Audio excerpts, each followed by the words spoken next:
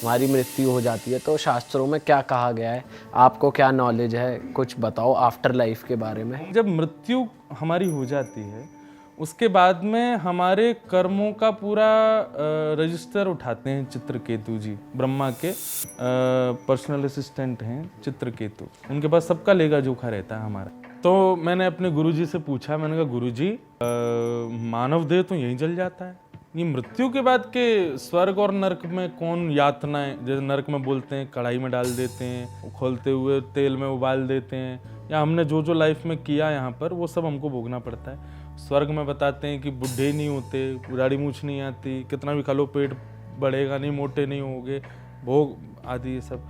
मैंने कहा कैसे पॉसिबल है, क्योंकि ये धर्म तो शरीर का है और शरीर तो यहीं जल गया।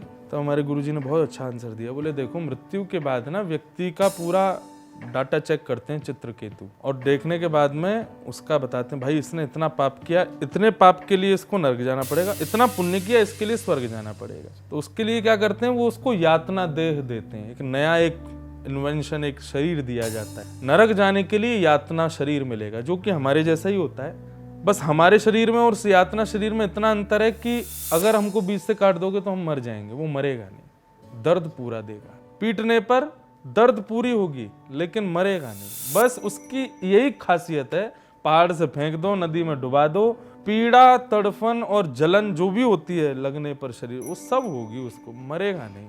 मतलब बोले गुरुजी कि जब वो श्लोक सुना रहे थे कि जब व्यक्ति नरक में यातनाएं भोगता ना, तो वहाँ यमराज से बार बार कहा मुझे मार दो, मुझे मार दो, मैं मर क्यों नहीं रहा हूँ। बोले मरेगा नहीं, यही तो बात है बेटा, क्यों भोगा, तेरे को कितनी बार कथाओं में रोका गया, कितनी बार गुरुजनों ने मना किया ऐसा नहीं करना, माना तू नहीं माना ना, अब भोग। उसको पूरी वो यातनाएं दी जाती हैं जो मृत्यु से भी भयावह होती हैं। मृत्यु तो एक प्रकार से छुटकारा है चीजों से, उसको जीवित रख करके वो सब दिया जाता है, फिर उसको भेजा जाता है स्वर्ग, जो उसने थोड़े बहुत पुण्य किए वो भोगने के लिए, वहां उसको मिलता है भोग देह। तो दो देह हैं, यातना देह और भोग देह। देह मतलब शरीर। भोग देह को कितना भी खिलाओ, कितना भी पिलाओ, कितना भी कुछ भी कराओ, वो कभी थकेगा नहीं, कभी मोटा नहीं होगा, कुछ भी इस चीजों से तृप्त नहीं होगा। तो ये है नरक स्वर्ग के कॉन्सेप्ट। पर अगर आप वृंदावन आते हो, कथा सुनते हो, तो वहां एक तीसरा कॉन्सेप्ट है, वो है वैकुंठ। नरक जाने वाला, स्वर्ग जाने वाला दोबारा जन्म लेता है, पर वैकुंठ जाने वाला पुनर्जन्म नहीं लेता, वो फिर ठाकुर जी के संग ही रहता है। वैकुंठ कौन जाता है, जिसने जीवन में खूब साधना की, खूब भजन की, और सबसे बड़ी बात, श्वास निकलने से पहले अंतिम उसने भगवान को याद किया।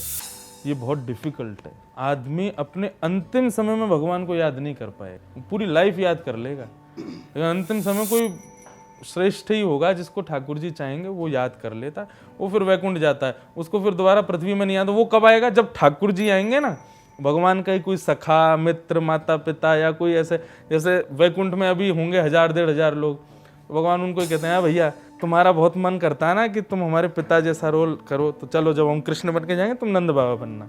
द्वारपाल जय विजयों को कहते हैं तुम दोनों को बड़ी इच्छा रहती है भगवान के संग 2-2 हाथ करें, तुम दोनों राक्षस बन के आओगे, हम तुम्हारे साथ युद्ध करेंगे।